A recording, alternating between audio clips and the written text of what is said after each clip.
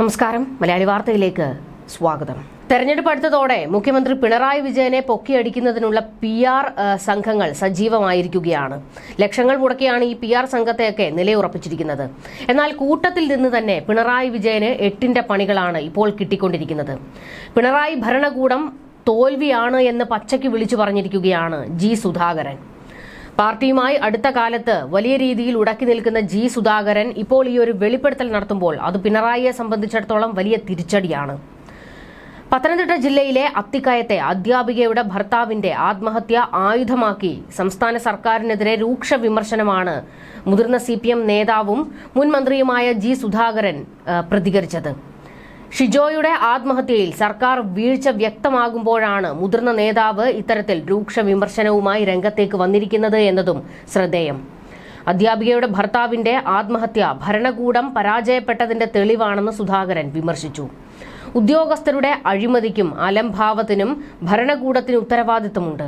സെക്രട്ടേറിയറ്റിൽ 3 ലക്ഷം ഫയലുകൾ കെട്ടിക്കിടക്കുന്നതിന്റെ കുറ്റം സർക്കാരിന്റേതാണെന്ന രൂക്ഷ വിമർശനമാണ് സുധാകരൻ നടത്തിയിരിക്കുന്നത്.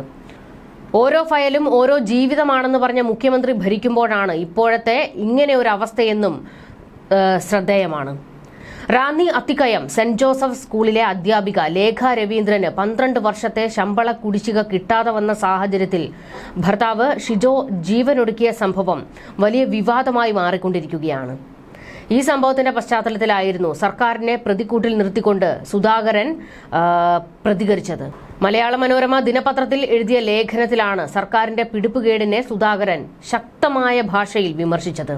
സർക്കാർ നിയമിച്ച ഉദ്യോഗസ്ഥർ ന്യായമായ ആനുകൂല്യങ്ങൾ നൽകുന്നില്ലെന്ന് മേലധികാരികളോട് പറഞ്ഞിട്ടും പ്രയോജനമില്ലെങ്കിൽ ഭരണകൂടം പരാജയപ്പെടുന്നു.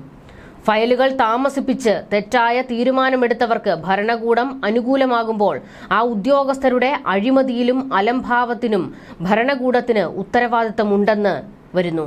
നിയമവിധേയമായി പ്രവർത്തിക്കേണ്ട ഉദ്യോഗസ്ഥരിൽ ആ ഉത്തരവാദിത്തം നിർവഹിക്കുന്നത് തുലോം ചെറിയ വിഭാഗമാണെന്ന് സുധാകരൻ വിമർശന രൂപേണ എഴുതിയത്.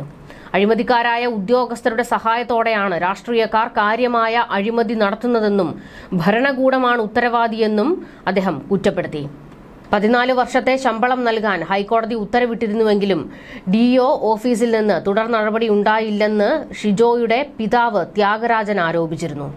പത്തനംതിട്ട സംഭവം ഒരു ചൂണ്ടുവിരലാണെന്നും ഭാവിയിലേക്കുള്ള താക്കീതാണെന്നും ജി സുധാകരൻ വിമർശിച്ചത്. ഉദ്യോഗസ്ഥരെ നിയന്ത്രിക്കേണ്ടത് ആവശ്യമാണെന്നും അദ്ദേഹം കൂട്ടിച്ചേർത്തു. സെക്രട്ടേറിയറ്റിൽ ഫയലുകൾ കെട്ടിക്കിടക്കുന്നത് തടയാൻ ഉപദേശങ്ങൾ കൊണ്ട് കാര്യമില്ല എന്നും നടപടിയാണ് വേണ്ടതെന്നും ജി സുധാകരൻ പറഞ്ഞു. സർക്കാരിന്റെ പണം ചോർത്തുന്ന 3 വിഭാഗങ്ങൾ ഉണ്ടെന്ന് മുൻപ് NN വോറ കമ്മിറ്റി റിപ്പോർട്ടിൽ പറഞ്ഞിരുന്നു. ഉദ്യോഗസ്ഥരുടെ സഹായമില്ലാതെ രാഷ്ട്രീയക്കാർക്ക് കാര്യമായ അഴിമതി നടത്താൻ കഴിയില്ല എന്നും ജി സുധാകരൻ അഭിപ്രായപ്പെട്ടു. CPMനെയും പിണറായി സർക്കാരിനെയും സംബന്ധിച്ചിടത്തോളം ഇപ്പോൾ സുധാകരൻ സ്ഥിരം ഒരു തലവേദനയായി മാറിയിരിക്കുകയാണ്. പാർട്ടിയെ കൂസാതെ പലതും അദ്ദേഹം വിളിച്ചു പറയുകയാണ്. സുധാകരൻ ഇക്കഴിഞ്ഞ ദിവസം ഹിന്ദു ദിനപത്രത്തിന് നൽകിയ അഭിമുഖത്തിൽ സംസ്ഥാന മന്ത്രിസഭയിലെ മന്ത്രിമാരുടെ കഴിവില്ലായ്മയെക്കുറിച്ചും പിടിപ്പുകേടിനെക്കുറിച്ചും കടുത്ത പരാമർശങ്ങൾ നടത്തിയിരുന്നു. ചെറുപ്പക്കാരെ മന്ത്രിസഭയിലേക്കും പാർട്ടി തലപ്പത്തേക്കും കൊണ്ടുവന്നതിന്റെ ഗുണഫലങ്ങൾ മന്ത്രിമാരുടെ പ്രവർത്തനത്തിൽ കാണാനില്ല. ഇവരുടെ ഒന്നും പെർഫോമൻസ് ശരാശരിക്കും മുകളിൽ പോലുമില്ലെന്ന് പരിഹാസവും അദ്ദേഹം ഉന്നയിച്ചിരുന്നു. എന്തായാലും ഷിജോ ജീവനൊടുക്കിയ വിവാദത്തിൽ സസ്പെൻഷനിലായ വിദ്യാഭ്യാസ വകുപ്പ് ജീവനക്കാരുടെ ഭാഗത്ത് വീഴ്ചയില്ല എന്ന അഭിപ്രായവും ഇപ്പോൾ ഉയരുന്നുണ്ട്. കേസും വ്യവഹാരങ്ങളും മറ്റുമായി വർഷങ്ങൾ നീണ്ട വിഷയത്തിൽ DE ഓഫീസിൽ നിന്ന് കൃത്യമായ നടപടി സ്വീകരിച്ചുവെന്നാണ് ഉദ്യോഗസ്ഥരുടെ വാദം. ജനുവരി മുതൽ ഇക്കഴിഞ്ഞ ജൂലൈ 2 വരെ ലേഖ രവീന്ദ്രൻ ശമ്പളം കൈപ്പറ്റിയിരുന്നു. കിട്ടാനുള്ളത് 2012 മുതൽ കഴിഞ്ഞ വർഷം വരെയുള്ള ശമ്പള കുടിശ്ശികയാണ്. ഇത് സ്കൂളിൽ നിന്ന് സർക്കാരിൽ അപ്ലോഡ് ചെയ്യുന്നതനുസരിച്ച് ഘട്ടം ഘട്ടമായി ലഭിക്കുന്നതാണ്. 2 അധ്യാപികമാർ തമ്മിലുള്ള കേസും കോടതി വ്യവഹാരവും 2012 ആരംഭിക്കുന്നത്.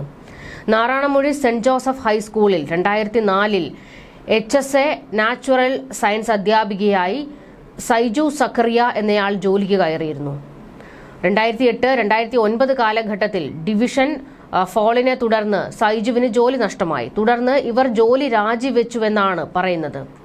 പിന്നീട് 2011-12 കാലത്ത് UDF സർക്കാരിന്റെ കാലത്ത് നിലവിൽ വന്ന അധ്യാപക പാക്കേജിൽ സൈജുവും ഉൾപ്പെട്ടു.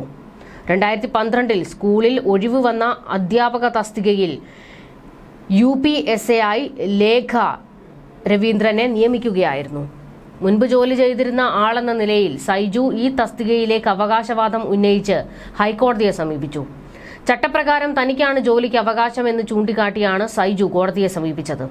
സ്കൂൾ മാനേജരെയും ലേഖ രവീന്ദ്രനെയും എതിർകക്ഷികളാക്കിയായിരുന്നു ഹർജി. 2019 കേസിൽ ലേഖയ്ക്ക് അനുകൂലമായ കോടതി വിധി വന്നു. രണ്ടുപേരെയും കേട്ട ശേഷം തീരുമാനമെടുക്കാനായിരുന്നു വിധി. സർക്കാർ ഇരുഭാഗത്തിന്റെയും വാദം കേട്ടു. ഒടുവിൽ ലേഖയുടെ നിയമനം സർക്കാർ അംഗീകരിച്ചു. ശമ്പളം കൊടുക്കുന്ന ഘട്ടമായപ്പോൾ സൈജു ഹൈക്കോടതിയെ വീണ്ടും സമീപിച്ച് സർക്കാർ തീരുമാനത്തിന് സ്റ്റേ വാങ്ങി. സർക്കാരിന്റെ ഉത്തരവ് റദ്ദാക്കുകയും ചെയ്തു.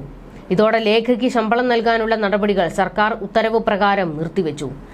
കേസിൽ അന്തിമ വിധി കഴിഞ്ഞ വർഷം സെപ്റ്റംബറിലാണ് വന്നത്. ലേഖയുടെ നിയമനം അംഗീകരിക്കുന്നതിനുള്ള വിധിക്കെതിരെ സൈജു അപ്പീൽ പോയി.